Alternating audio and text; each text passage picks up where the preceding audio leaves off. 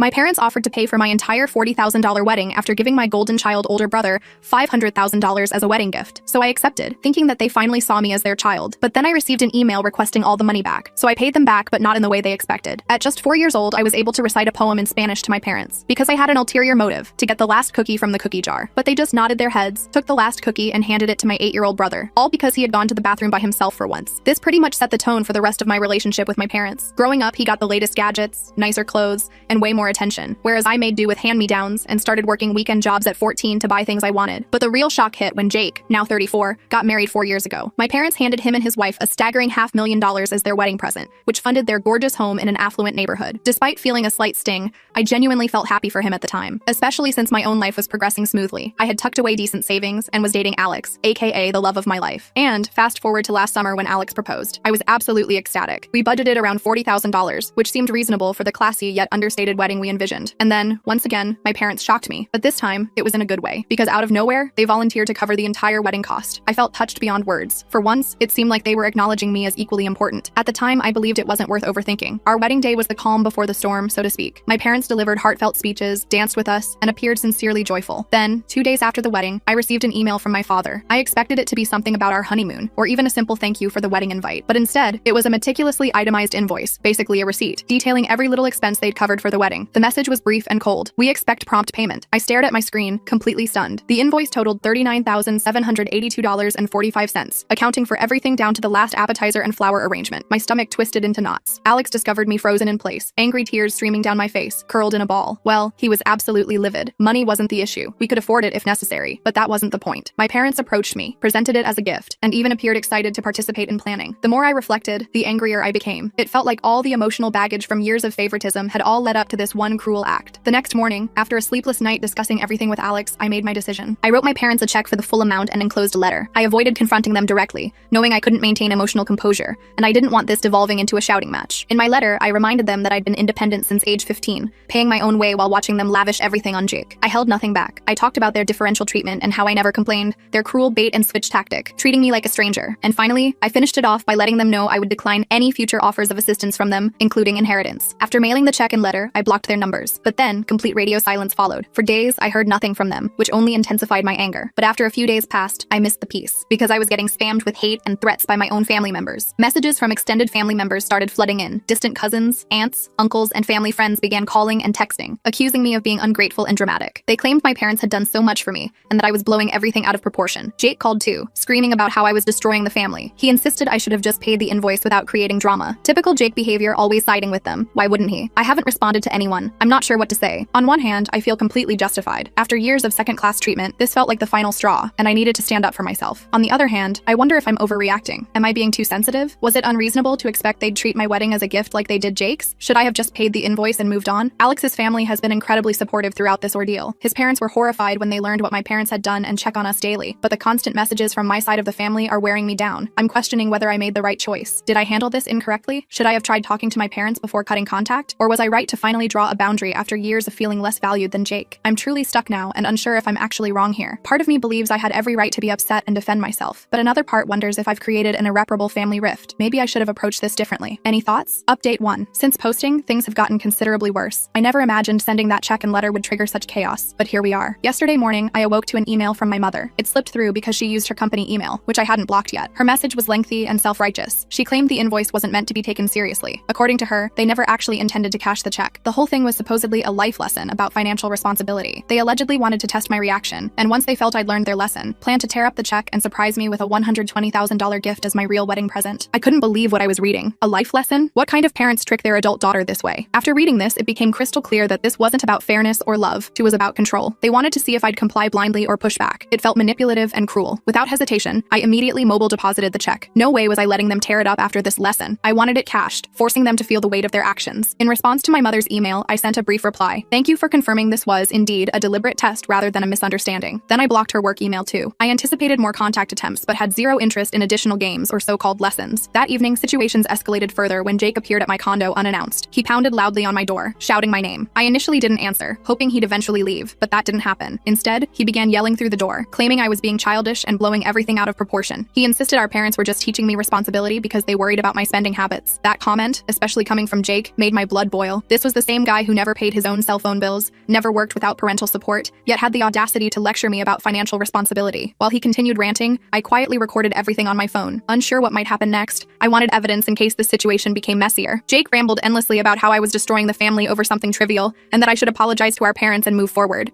He claimed they never intended to hurt me and had always done their best for both of us. He kept insisting I was overreacting and the entire situation was my fault. I remained silent, refusing to open the door. I just sat there listening, silently fuming. Eventually, after what felt like forever, he left, but not before calling me selfish and accusing me of trying to sever family ties over money. After he departed, I sat quietly for a while, feeling overwhelmed by everything. Jake's outburst only confirmed what I'd always known. He would perpetually take their side, regardless of how unreasonable or hurtful their actions were. That night, more messages poured in from extended family. Apparently, Jake went straight to my parents after failing to speak with me, and now they were rallying everyone against me. My phone flooded with texts from aunts, uncles, and several family friends. Most messages followed an identical pattern, calling me ungrateful, accusing me of causing unnecessary drama, and urging me to apologize for how I'd treated them. One message particularly struck me from an aunt I hadn't heard from in years. She claimed I was fortunate to have parents who cared enough to teach such lessons, and that I should be grateful they spent anything on my wedding. She concluded by saying I was lucky to even have parents who wanted involvement in my life. I couldn't believe how quickly everyone turned against me. It seemed they'd all decided my parents were right simply because they possessed the money and power. Nobody seemed concerned about the emotional manipulation or years of favoritism leading to this point. They only saw me rejecting their supposed generosity, which was sufficient for everyone to side against me. By this point, Alex worried about how much this affected me. He kept asking if I wanted a break from social media and to turn off my phone temporarily for peace. He reassured me I wasn't wrong, reminding me of all the times my parents showed favoritism toward Jake and how they always used money to manipulate us both. The most frustrating aspect was my inability to get straightforward answers. My parents weren't reaching out to explain themselves further. They truly believed their narrative, portraying themselves as misunderstood parents just trying to help, while I was the ungrateful daughter who exaggerated everything. I began wondering if I should have handled things differently. Maybe instead of sending that letter and blocking them, I should have had a proper conversation. But then again, I knew how those conversations typically went. They'd twist everything until I ended up apologizing for feeling hurt initially. It was a cycle I'd been trapped in for years, and I lacked energy to repeat it. For now, I'm focusing on the life Alex and I are building together. We can't do much except hope things improve eventually. Update 2. Hey everyone, I want to begin by thanking you all for your responses. Reading your comments, advice, and personal stories has truly helped me process recent events. It's been an emotional roller coaster, and your support means more than you realize. While I've tried maintaining strength, things have taken another unexpected turn. A few days after Jake's visit, I received a call from my father's brother, my uncle. We hadn't spoken in years, and honestly, I expected him to echo everyone else's sentiment about reconciling with my parents. Instead, his revelations completely transformed my perspective. He began by mentioning he'd heard about our situation through family gossip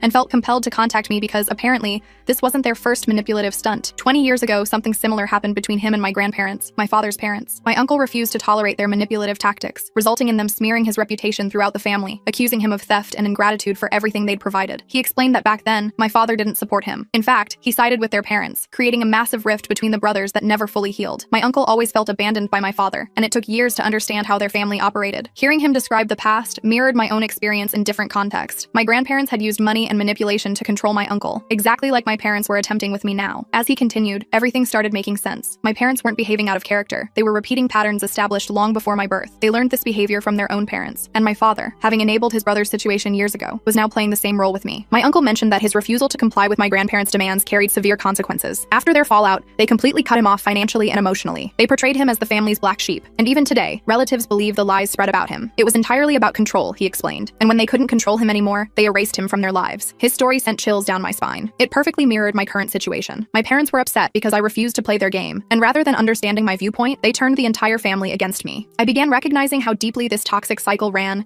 and how entrenched my parents were in believing they could control their children through manipulation. After our conversation, I couldn't stop contemplating everything he shared. It made me wonder if, deep down, my father's behavior stemmed from guilt. Perhaps he knew he'd abandoned his brother years ago and was now justifying his actions by doubling down on identical tactics. My parents ha. In subsequent days, family members continued messaging me. Clearly, Jake had been working overtime rallying people against me. One cousin I'd always been close with sent a lengthy text claiming I was selfish and disrespectful for not appreciating everything my parents had done. She said it wasn't too late to fix things, but I needed to humble myself and apologize before it was too late. Her message contained identical rhetoric everyone else used, which was exhausting to read. I realized I was raised in a family where love came with conditions. Everything involved strings, whether financial help, emotional support, or even celebrating life events like weddings. Now that I'd refused to follow their rules, I was being isolated, just like my uncle had been. Alex remained my foundation throughout this ordeal. After my uncle's call, we had a lengthy discussion about our future. He assured me that regardless of what happens, we'd overcome this together, and that I owed nothing to anyone, not my parents, not Jake, and certainly not extended family members who suddenly became amateur psychologists. His unwavering support has been beyond invaluable. Despite Alex's support, I still felt conflicted. My parents had significantly damaged me emotionally, and part of me still wondered if I was mistaken. Was there a way to repair things without compromising my boundaries? I spent hours debating internally, trying to determine if reconciliation was possible possible without sacrificing my mental health. Then something unexpected occurred. I received a voicemail from my father, his first direct contact since I'd sent the letter and check. His voice sounded different, not angry or demanding as expected, but tired. He mentioned not wanting to continue fighting and willingness to talk if I was open to it. While he didn't apologize or acknowledge what happened, something had clearly shifted. Perhaps he was beginning to realize I wouldn't back down this time. I haven't responded yet. Part of me wants to call back and explore the possibility of an honest conversation about everything, but another part recognizes this could be another manipulation attempt to make me feel guilty. My uncle's words keep echoing. They'll never admit wrongdoing because they don't believe they're wrong. If I decide to speak with my father, I must prepare for the possibility that nothing changes. Currently, I'm still processing everything. Revelations from my uncle, family messages, my father's voicemail. It's overwhelming, and I'm uncertain about my next step. I want to believe my parents can change, finally seeing me as an equal rather than someone to control, but I also recognize that after years of such treatment, a single conversation won't repair the damage. For now, I'm taking each day as it comes. Alex and I are concentrating on our lives and future together, trying to build something healthy and free from toxic family patterns. Yet tension persists. Am I doing right by maintaining my position, or am I pushing away my only family? As much as I wish for clarity, I remain uncertain. Perhaps that's acceptable for now. I'll update as things develop, but currently, I'm navigating this situation as best I can. Update 3. Hi everyone. First, I want to express how thankful I am for all your responses. Your advice and support have been priceless while dealing with this family disaster. When I initially posted, I had no idea where things were heading or what I wanted, but after reading your comments and considerable reflection, I've reached important conclusions. Something that really resonated from your responses was how many pointed out that I've been forcing myself to repair relationships with my parents, trying to patch things up and pretend everything was normal. But truthfully, I've finally accepted that it's okay if things don't return to normal because, honestly, I'm not even sure what normal actually was. My relationship with my parents was always unhealthy, and I've spent years ignoring that fact. Now I realize it's acceptable to abandon the idea that things will ever meet my expectations. Many of you suggested I might have been too generous in my assumptions about my father's guilt. Looking back, I see I was clinging to hope that maybe his behavior stemmed from guilt and that he could change. You were right. It doesn't justify his actions or excuse years of manipulation, favoritism, and emotional control. No matter how guilty he might feel, it doesn't erase the harm inflicted or mean I should forgive him for it. Simultaneously, I recognized my need for closure, to end this chapter of my life, regardless of whether it involves reconciliation with my parents. So I decided to meet with my father, feeling it was necessary for my own closure, not theirs. Meeting him, I immediately noticed he wasn't the same intimidating figure from my childhood. He appeared worn down, almost defeated, and for the first time ever, genuinely apologetic. He didn't explicitly say, "I'm sorry," but he apologized for how the wedding situation unfolded and for how both my mother and Jake had treated me. He even mentioned speaking with relatives and asking them to stop harassing me, which provided slight relief. Then he did something unexpected. He attempted returning the money. He produced the same check I'd sent for wedding expenses and slid it across the table,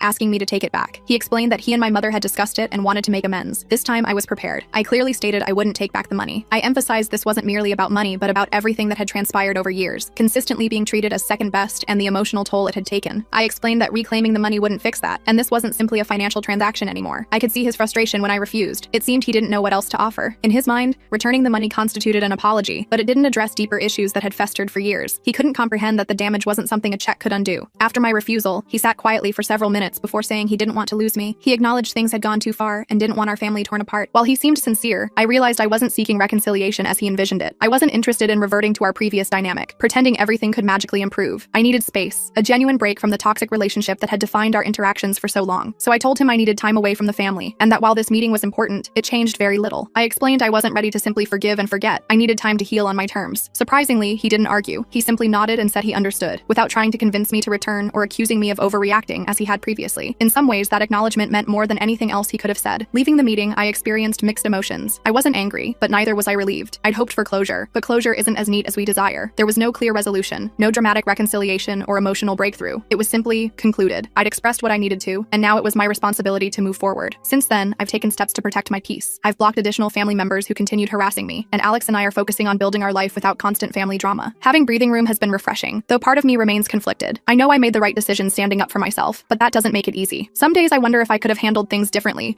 or given my parents another chance. Then I remember years of feeling inadequate and remind myself I deserve better. Jake, predictably, hasn't contacted me since meeting with my father. I suspect he remains upset about the fallout, but at this point, I'm not interested in mending things with him either. He's clearly demonstrated where his loyalties lie, and I've accepted our relationship will never reach its potential. I'm okay with that now. Releasing the fantasy that we could ever be close has been painful, yet liberating. Regarding my father, the future remains uncertain. He seemed genuinely remorseful, but I'm unsure if that's sufficient to rebuild our relationship. For now, I'll continue prioritizing myself and my happiness. If there's one lesson from this experience, it's that I deserve to put myself first for once, and that's exactly what I'll do. So that's where things stand currently. It's not the happy ending I might have wanted, but it's the conclusion I needed. Sometimes, that's enough. Thank you again to everyone following along and offering support. I appreciate it more than words can express.